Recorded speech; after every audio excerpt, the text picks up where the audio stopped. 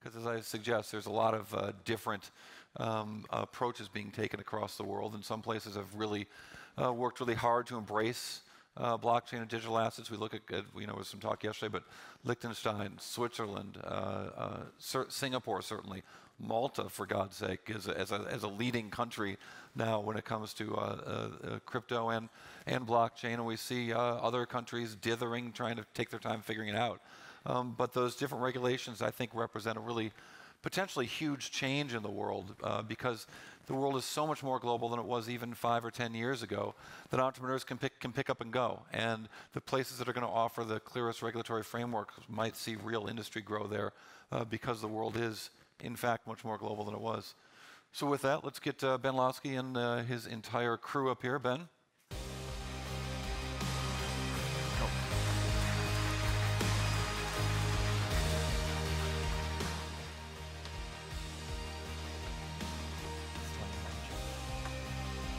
I think I'm bringing one more. Chair coming. Oh, sorry. Thank you.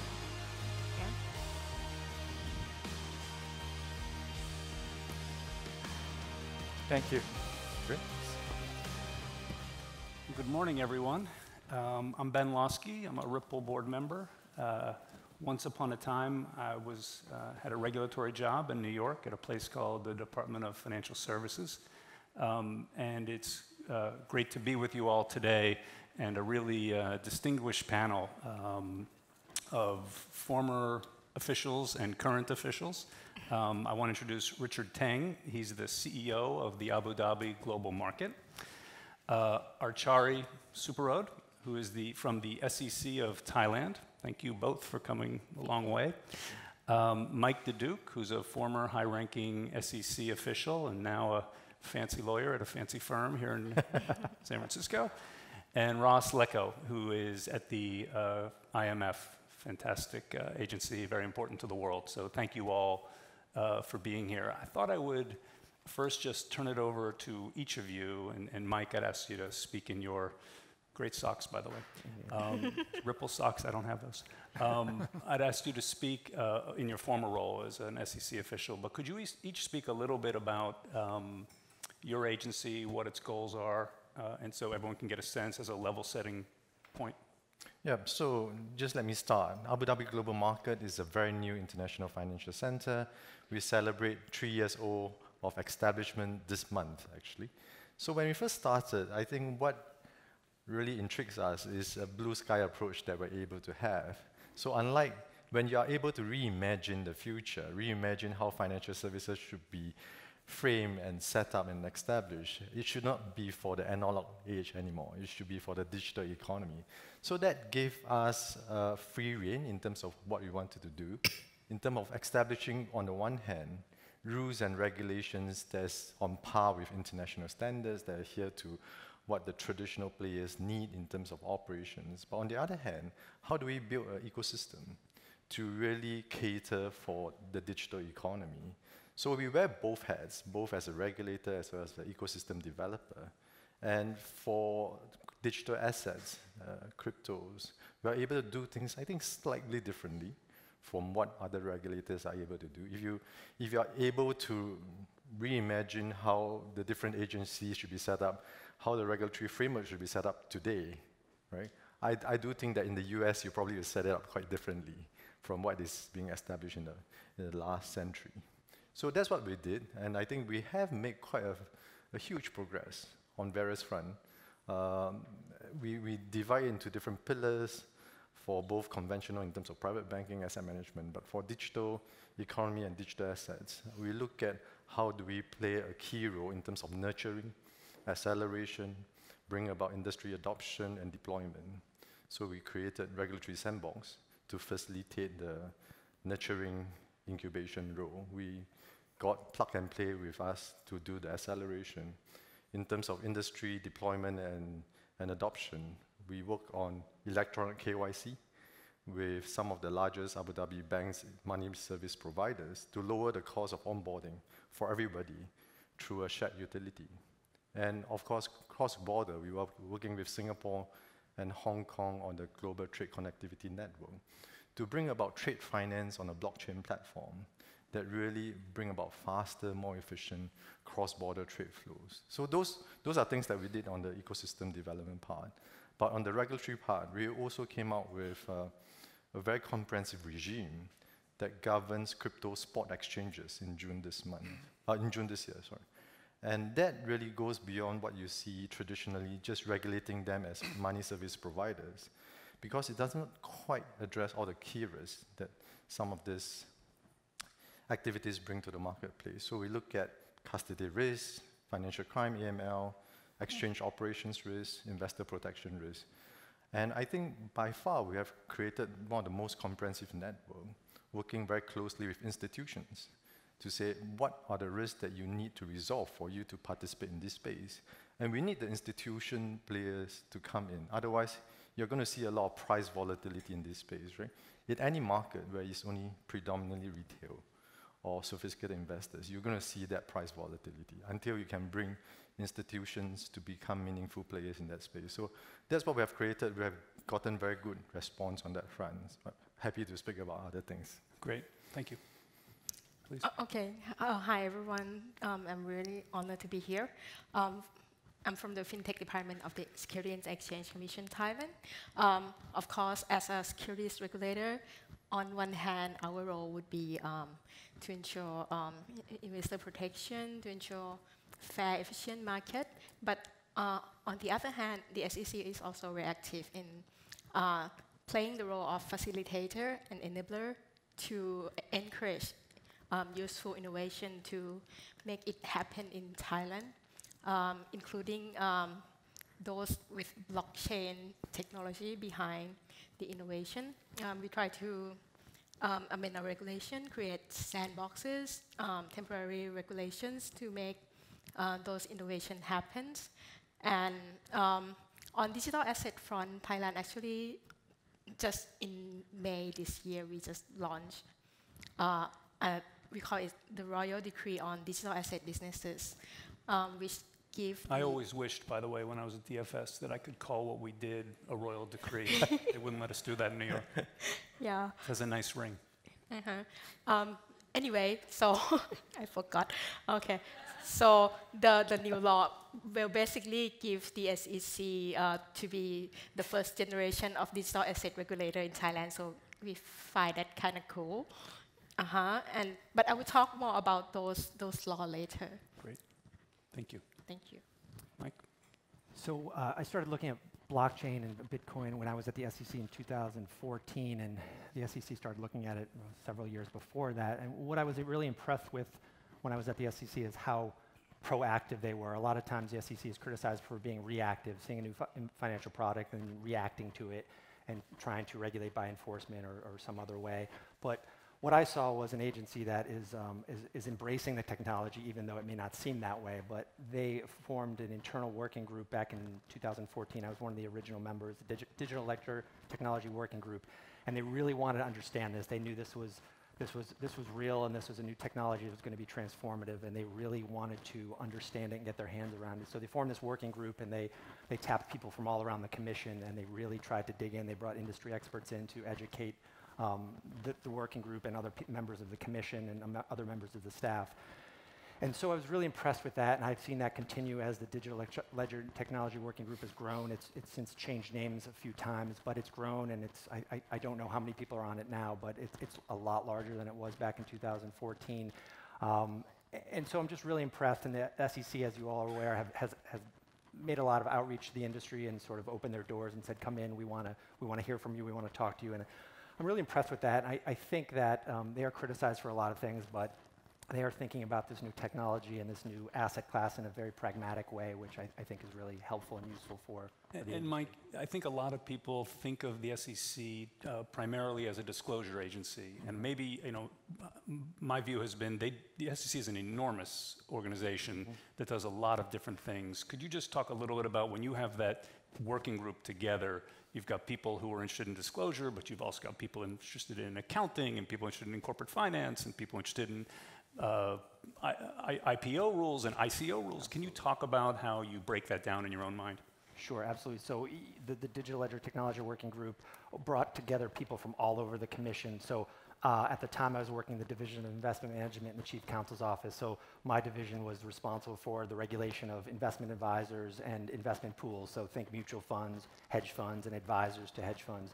So I was one of the representatives with a few colleagues, and then there's another division of trading and markets, which regulates broker-dealers and exchanges and platforms, and alternative trading systems, and there were representatives from the Division of Corporate Finance, which regulates the offer or sale of securities, IPOs, and public companies as you think about them. And then there was representatives from the Division of Enforcement, because at the time it was on the heels of Mt. Gox, and a lot of fraud was happening around this area. So it really was a collaborative effort, and sort of bringing together people from all the with different expertises to trying to get the best knowledge possible to understand this and get ahead of it. Thank you. Ross? Well, thank you. The International Monetary Fund, I think, as you know, is a public international organization, a little bit like the United Nations. We have 189 member countries, almost every country in the world. And our mandate is to promote the stability and effective operation of the international monetary system and the global financial system underlying it. And we do this through three basic functions. We engage in continuous surveillance over the global economy. We have regular policy discussions with all of our member countries. We provide emergency lending if a country has a balance of payments crisis. And we do a lot of technical assistance to countries, to the governments and central banks, to help them strengthen their legal, regulatory, and institutional frameworks, particularly in the financial sector. I should say that given that mandate, our interest in fintech generally and crypto assets in particular is fairly obvious. And we've been involved in this space for a little bit over 3 years. Christine Lagarde, our managing director, has been a driving force behind this. And we put in place a couple of years ago a multidisciplinary staff team, a little bit like the SEC, that I have the privilege of co-leading, to study fintech and basically to lead our work in this area, which I'm happy to talk about a little bit later in detail, if you like. Thank you. So next question for the two current regulators on the panel. I'll say as a former regulator, I get asked a lot, where are things headed? Where are we? What's going on with regulation around the globe? And my answer is usually, well, it's evolving, and it's evolving in the right direction. Mm-hmm. And then the question becomes, well, a lot of people get impatient and they want to know why isn't it evolving faster and when will it evolve? I thought I would ask each of you, I know as a regulator, we at DFS went through a process in 2013 where I think about it as sort of ignore it, think about, get educated, and then ultimately regulate it. It was sort of a cycle of denial, grief we went through, and we first learned about digital assets, and then ultimately came around to the decision that the best thing to do here was to regulate, because it was that important, and that ultimately regulation would lead to much more significant institutional involvement in the space, and once you had global regulation, you could really start reaping the global benefits of these amazing innovative technologies.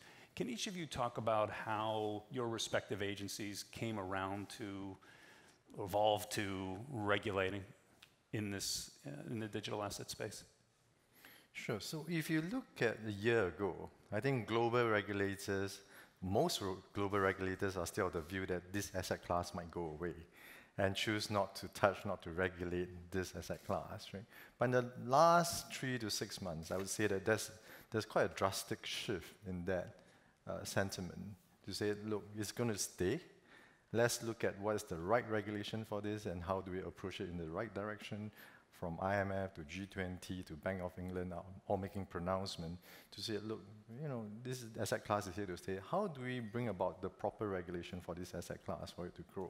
We have not quite reached the end stage yet. I think all the different regulatory regimes are gravitating towards understanding this asset class much better, and then what's the best framework to regulate them. For us, it's slightly simpler. I do think that from day one, because we are a relatively young organization, we don't have a lot of legacy issues to deal with. So we are able to bring in the right expertise, the right framework, the right people to look at the technology and coming up with sensible regulatory regime to regulate the different asset classes that we are seeing in the marketplace and trying to adapt that as quickly as possible. I think speed is something that is in our advantage on that front to come up with rules and regulations that's adapted for the asset class. Right? So again, going back to, let's say, I'm just going to give you the example of last year we came out with our guidance notes on ICOs. Security tokens, we support that. We support ETFs for those that don't fall under the definition of security tokens. We define them as commodities. And I think that gave the industry clarity on how to move and how to proceed with the various options that they can develop on that front. And this year, when we come out with our consultation paper on the crypto spot exchanges, again, it went through quite a deliberate process of working with the different stakeholders, from institutions to digital exchange players, to say, look, until and unless we bring in the institutions, and until and unless we address the risks for the institutions, they're not going to play a meaningful role in that space. So how do we bring them in? I think is an important question that we all have to try to address and answer. And we take the lead on that front, bring the different parties together, work on a framework that we think is sensible enough to bring trust and confidence in this space. So I think that's have been our approach so far. Yeah, that was certainly what happened in New York. We saw over time was that you put the regulatory framework, which we did in New York, known as colloquially as the BIT license, yes. And we did see certain institutions start to get involved. Certain players dropped out, but then the players that stayed in the regulatory framework ended up having a lot more confidence from people who were doing business with them. Absolutely. And so then there became a pretty big desire to get the license, because now there were these market forces driving sort of good change. It was sort of a race to the top. So, I mean, have you seen that happening yet? Yeah, so responsible long-term players that's passionate about the growth of this asset class over time. They are just not into it just for short-term gain, for 2-3 years gain, right? So they are looking at how to grow this particular asset class, how to support this movement. I think they are all moving in the right direction to say, hey, look, your regulatory regime has pretty high standards and high watermarks, and we explain to them why we do so. And they buy into that, and they say, oh, that's good. And that's where we can get the institutionals excited and involved. And we are talking to the institutions, they look at it, we socialize our framework quite freely with international regulators, from Singapore to London to Switzerland, and they think that this is the move in the right direction. And hopefully we'll gravitate towards the common standard over time that give clarity to industry players on how best to move forward on that front.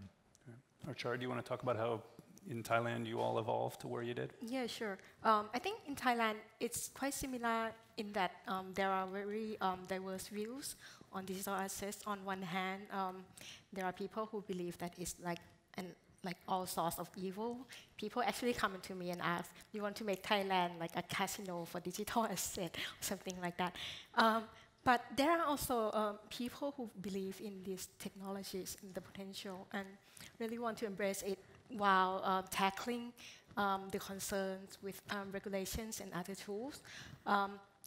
So basically, the SEC Thailand, of course, we are the securities regulator, and before our authority derives from the Securities and Exchange Act. So we would be able to regulate only like ICOs, but there are quite a lot of concerns like on scams, on volatility of cryptocurrencies, on money laundering, like CFT issue as well, and also so basically in the end we think that these issues will not go away, and if we like close our eyes or ban, problems will happen anyway, and we would not be able to do anything about it, or maybe we will not have any information or tools.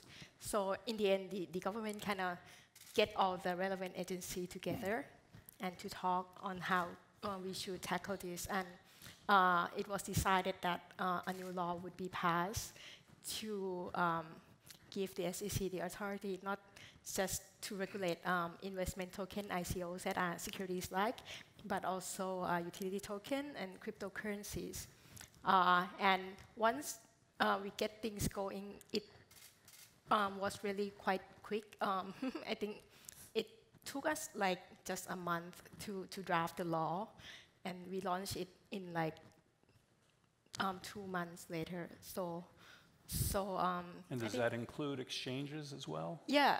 So basically, the new law govern 2 key areas of activities: ICOs and exchange broker dealers, intermediaries in crypto asset space.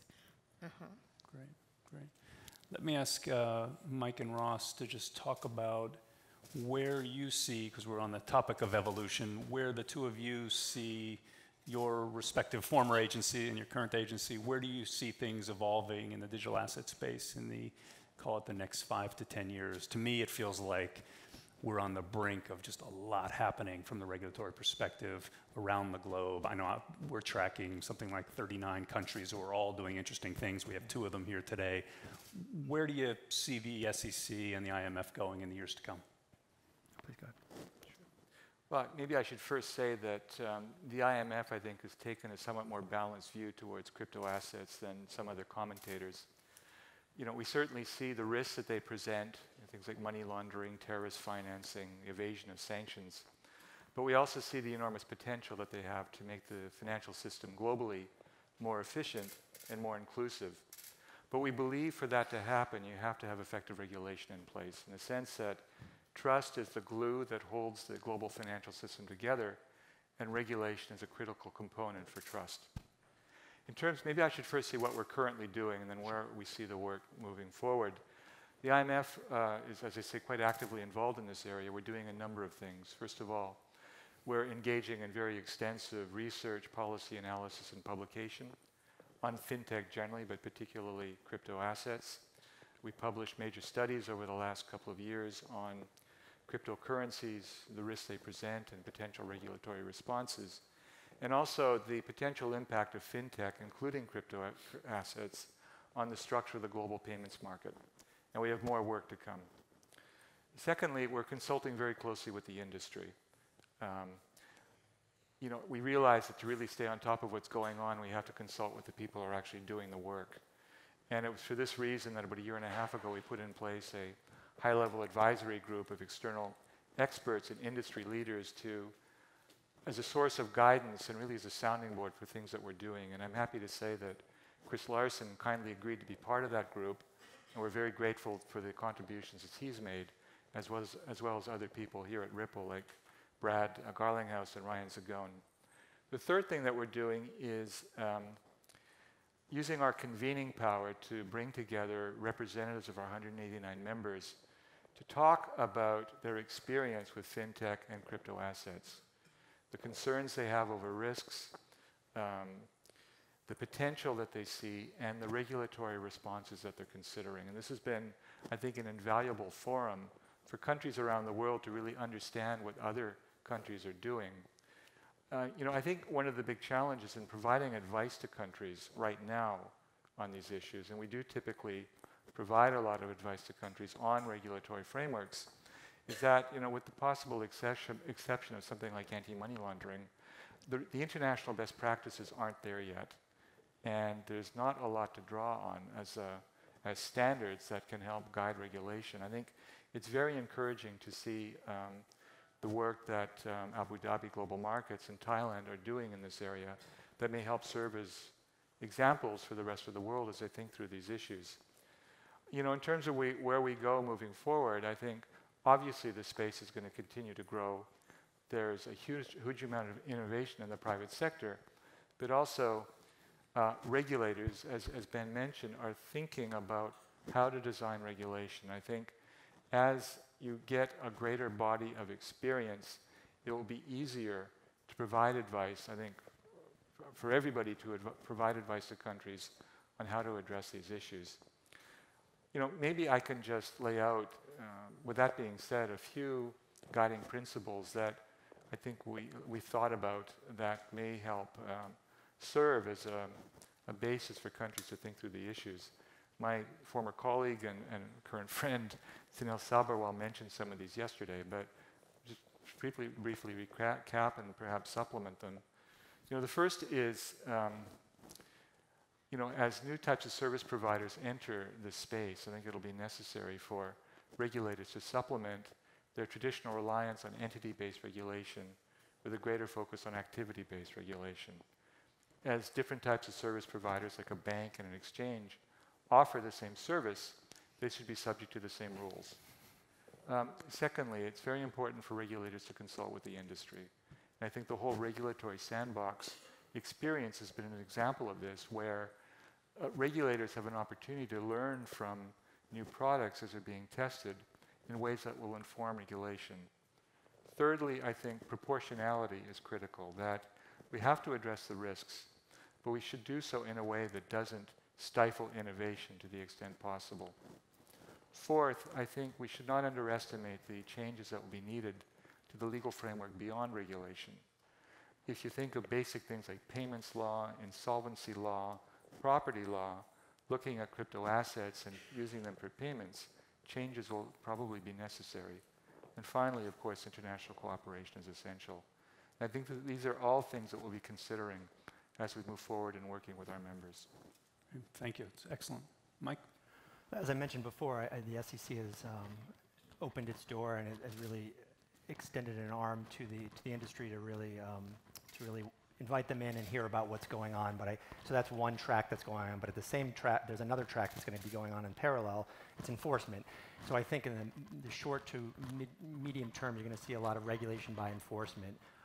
Specifically, I think the SEC foreshadowed its enforcement on tokens that are securities in the token lock case that came out about 3 weeks ago. The token lock case, if you're not familiar, was the first action against a platform, an unregistered broker-dealer, since the Dow report from 2017 by the SEC.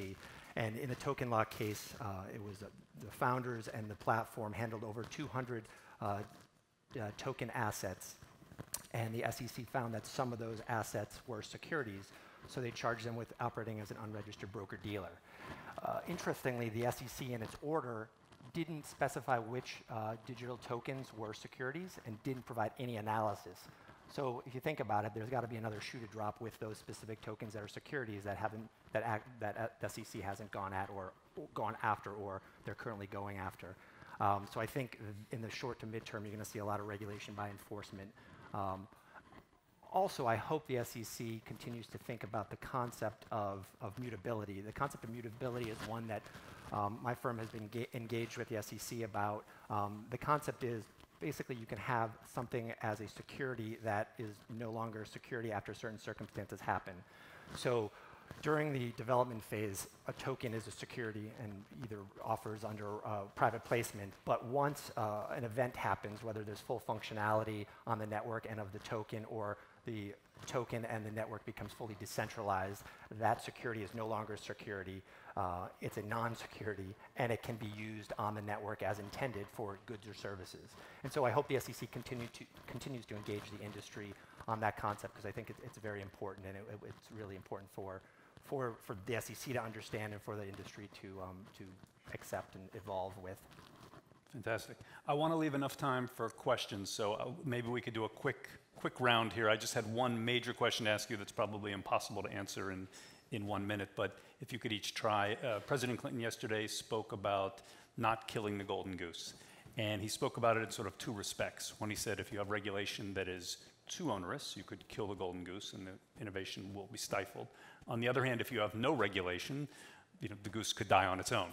And to me, I translate that as the really tricky role of the regulator here, and we wrestled with it when I was at TFS, is how do you promote the innovation but have sufficient guardrails in place that the goose thrives right in that sort of middle space where it's not running wild and thus going to run into the street and get run over, and at the same time the golden goose isn't stifled completely by onerous regs. So can you each of you just give us 1 minute on how you think about that very complex concept and challenge?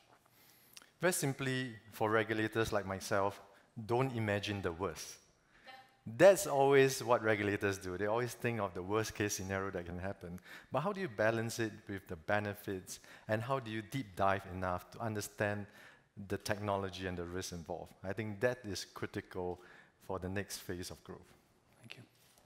For me, I think regulation can never catch up with technology. So maybe regulator has to have an open mindset and willing to work with industry and fine-tune along the way, and also have to find like a mixed use of other tools. So not just regulating, but allowing like innovation to grow as well. So I think that's important. Great. Mike? I think it's important for the SEC and other regulators to realize that the laws that were adopted a long time ago in the SEC's case back in the 30s and 40s were meant to be flexible and were meant to evolve over time as financial products and the financial markets evolve. So I would ask that they be open-minded, pragmatic, and realize that that these new innovations need to work with the laws and not work against the laws. Ross? I would agree with Michael, actually. I think that one has to be flexible. A flexible approach, I think, is critical. But I also think that it's important for regulators to, I think, be very focused on risk, in the sense that focus just on managing what's necessary to mitigate risk, rather than going overboard. Great. So let's take some questions from the audience. If I can see you out there. And over here, gentleman here. So maybe a fun question. From each of your perspectives, do you think XRP is a security? And if you had to guess, what would you think the SEC would say? Should we start with our SEC expert, Mike? I don't think XRP is a security. I think XRP is a currency, and the reason why is when you think about the test that was laid out by the Supreme Court in 1946 in the SEC v. Howey, which is, you've probably all heard of the Howey Test. It's a 4-factor test: investment of money in a common enterprise with the expectation of profits based on the efforts of others. And you have to satisfy all 4 prongs. So if one of those prongs is not there, you're not a security. So with XRP, Ripple could go away and XRP would still exist. And so there's no efforts of others in my mind. Anyone else want to take that one? Based on the framework that we have developed, it wouldn't fall nicely within the securities definition. So for that, I do think that for us, we regulate it more like a commodity than a security at this point in time. Ross? Maybe just one point. I don't want to express a view on XRP, but I think in determining whether particular tokens are securities, it's important to remember that this is a global issue. And one shouldn't focus on the treatment under one jurisdiction. Different countries have different definitions of securities, and you have to look at it more broadly. Okay, other questions? Since we got that one out of the way.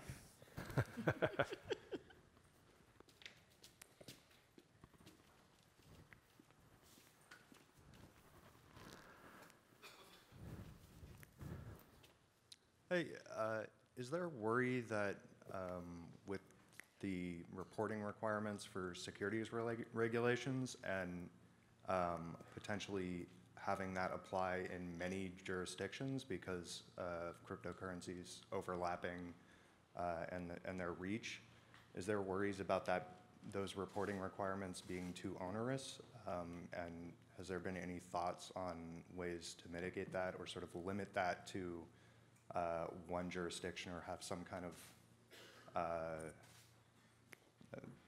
something to like let one reporting system like reach across different countries?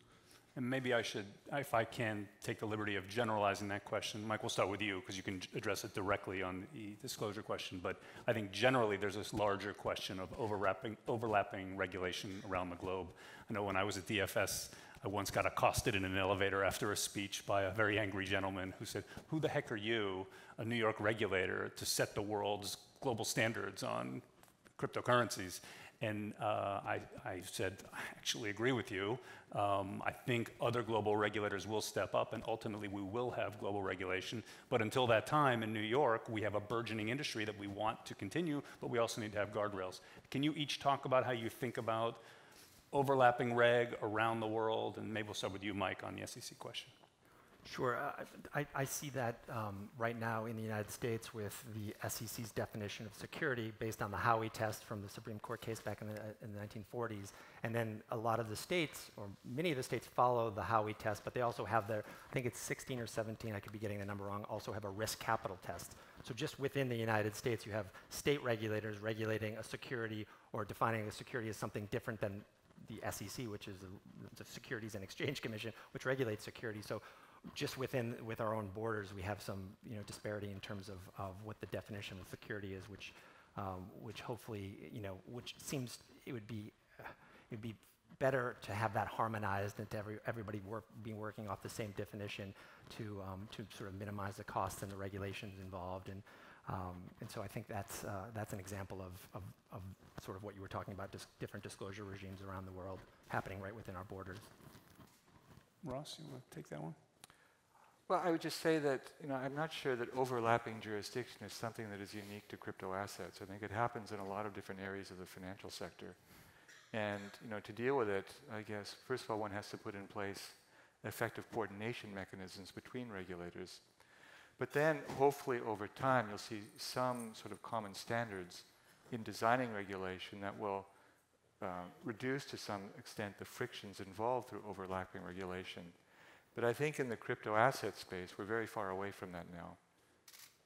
Yeah, it feels like some of that is going to come down to a lot of education and a lot of communication between regulators. When I was at the FS, we certainly had that kind of communication on a lot of other types of non-crypto related issues where teams would be getting on planes to go see each other, whether it was in France or Basel or where have you. And maybe that's coming in crypto, but maybe we're not there yet. Exactly. On overlapping of regulations, I agree with Ross. But for Thailand, we placed quite stringent requirement on disclosure because we want to have the investors to have enough information to make informed investment decisions. For example, they have to provide filing with the SEC with certain topics to address, although we don't specify the format. And they have to update every 6 months on the proceed and the progress of the project. So although that might be quite a bit more strict than the usual ICOs, I think it's useful and of course our regulation will be perfect from day one. So I think at least it's a starting point, and then we can fine-tune it along the way and see how things go. So if you look at globally, there's a whole spectrum of regulatory treatment on cryptos, from, on the one hand, banning it totally, to the other hand, treating all cryptos as securities. So the next phase of work for regulators really is to try to drive towards a common understanding of the characteristics of cryptos, how do you define them, come to a common agreement on that front, even before you start thinking of the common reporting standards that you're talking about. So I think the next phase of work is more driving towards better understanding of this space, coming towards common treatment of this asset class. Other questions? I see one there and there. Hello, yes. One question is related to actually security tokens. I think one of the benefits of the crypto markets is that they created a global retail market. For most of the retail population, they had no access to some of the investments in some types of asset classes, especially venture capital, when you're talking about qualified investors or so on. And I think we have an advance in terms of the security tokens in which would create access to this population to this type of investments.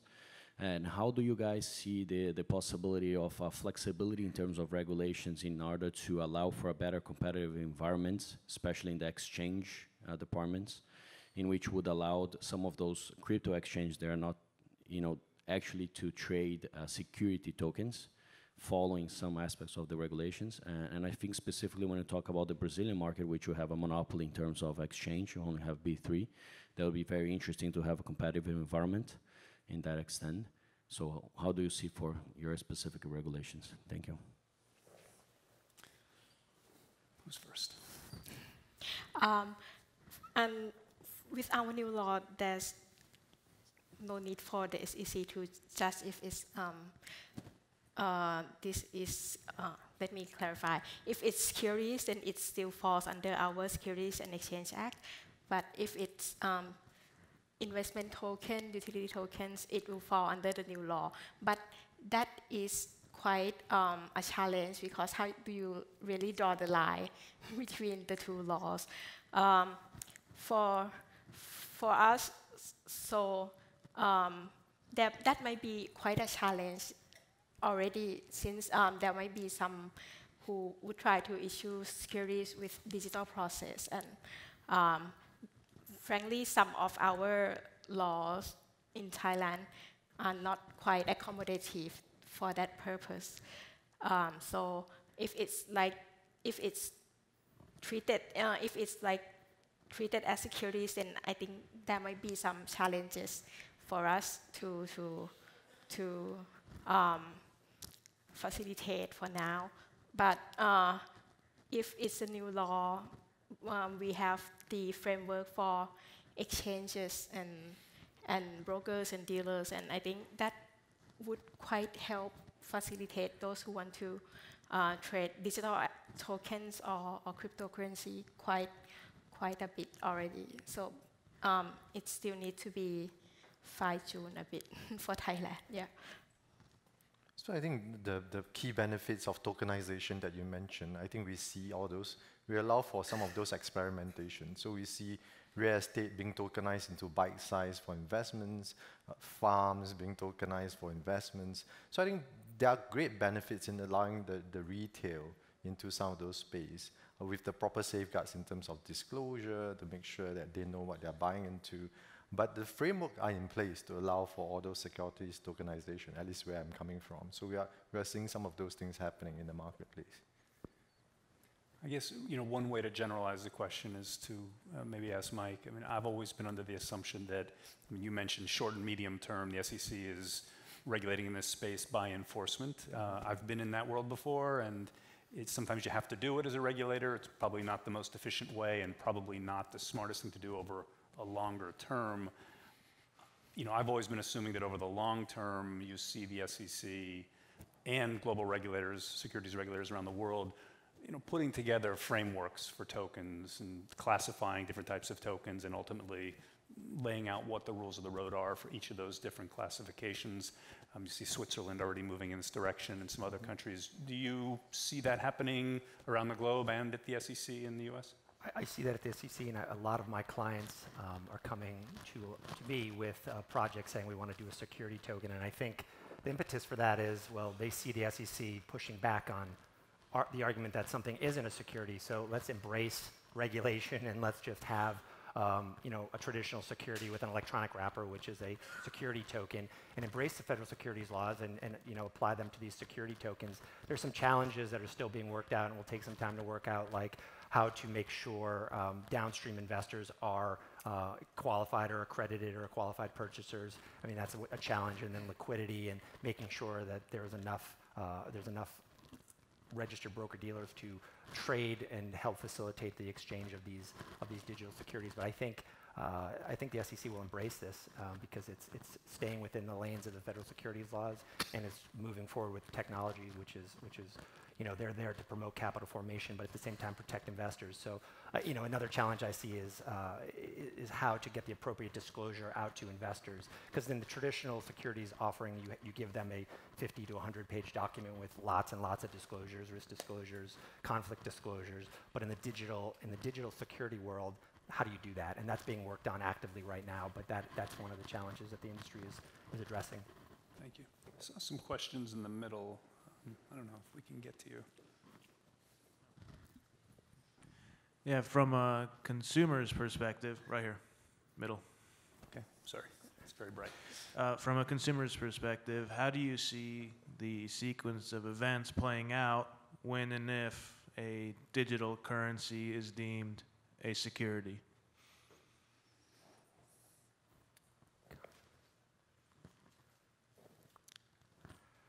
going to have implications throughout the industry. If something, that everybody for the past 3 or 4 years has thought of as a currency is all of a sudden deemed a security, it's going to have ripple effects, no pun intended, through the industry, which we can't really understand and foresee all of the implications. But it's for the longest time, the SEC wouldn't come out and say Bitcoin wasn't a security. Everybody knew it wasn't a security, and internally, everybody talked about it as it wasn't a security. But until Director Hinman came out this June and said point blank that it's not a security and Ether is not a security, no one really had that confirmation. And so there was a lot of uncertainty. So uncertainty is not good for the markets and not good for the development of technology and sort of progression. So I think it would have negative impacts if you have a very mainstream currency that is all of a sudden deemed a security. Well, I think that we've seen and we've heard and we know that more clarity on the regulatory environment will promote the further adoption. And I'm happy that also the panel mentioned that like the last couple of 3 to 6 months, more and more attention is there also on the global level. And the G20 also called upon like various institutions, either being the Financial Stability Board and also the Financial Action Task Force, to come up with some more concrete guidelines. And as far as I've understood, this month, the FATF will also come up with some more concrete proposals on crypto assets and cryptocurrencies. What do you expect? Will this speed up the further adoption on the global level?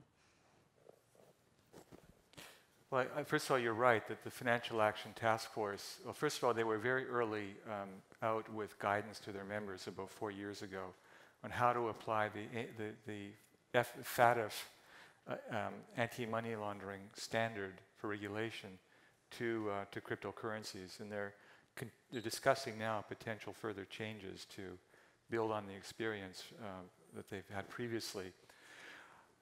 Generally, I think with developing international standards, I think it's important to recognize that it's a fairly comprehensive and time-consuming process, in the sense that for standard setters to lay out guidance for members, there has to be a fairly broad consensus within their membership on what those standards should be. And if you're in a new area like crypto assets, beyond anti-money laundering, I think the truth is that for many countries, they're still thinking through these issues and may not be that enthusiastic, frankly, about having something laid in stone now, because that then becomes a standard. They're expected to implement it, and then there are review processes within the standard setter and sometimes other international organizations like the IMF that actually, to some degree, enforce, if you will, the adherence to the standard. So I think in other areas, it's important to recognize that this is an ongoing process, that it really will require a lot of consultation between countries and international organizations. Thank you. Okay, I think the next growth wave of the industry will come by institutional investors entering the space. In terms of regulation, what is actually the most important factor for professional and institutional investors to enter the space? What's blocking them? So let me give you my 10-second perspective on that. I think more than anything, institutions need certainty, or some more certainty than they have today. I used to work for a guy named Andrew Cuomo, who's now the governor of New York, and he used to say to me when I was a regulator, he'd say, no is the second best answer, Ben. In other words, if you can say yes to a company who wants to do something innovative, that's great. No is perfectly fine answer, because a company can build its business around that. I'll get back to you, or maybe, or silence is what over time gets very, very damaging for businesses. So when we did the BitLicense regulation back in 2014 and 15, if you look at the basics of those standards, AML, KYC, adequate cybersecurity, consumer disclosures, adequate capital, it's all the basic things you would expect an institution to do and to want from their counterparties and others they deal with in the space. So to me, I think, overall, you want that kind of certainty. I don't know if anyone else wants to jump in. And not just with regulation, I think with accounting standards, and treatment as well. That's the issues that institutional investors come and talk to us, and they really want to push forward for certainty in this area. Yes, you want accounting standards and Yeah. you want to be able to audit. That's right. And the other thing is focusing on things like custody risk and technology governance risk, right? So every time coins get stolen, coins get lost, it's going to impact the confidence in this asset class. And until and unless you address all the risks in this space and bring confidence and trust into this asset class, then you can grow it in a sustainable fashion going forward. The institutional clients that I work with are waiting on the sidelines until there's proper custody solutions in the marketplace, and they're coming. And people are, if clients are actively working on those, but custody is a really, really big issue for institutional clients. Well, just to say that I think in between yes and no, there's a category called yes if, yes when, and yes but. And that's an important part of regulation because it lays out the parameters that people have to observe before they can go ahead with something. Well, we're out of time, and that's a great way to end. I want to thank our panelists. You all were fantastic. Please give them a round of applause. Thank you.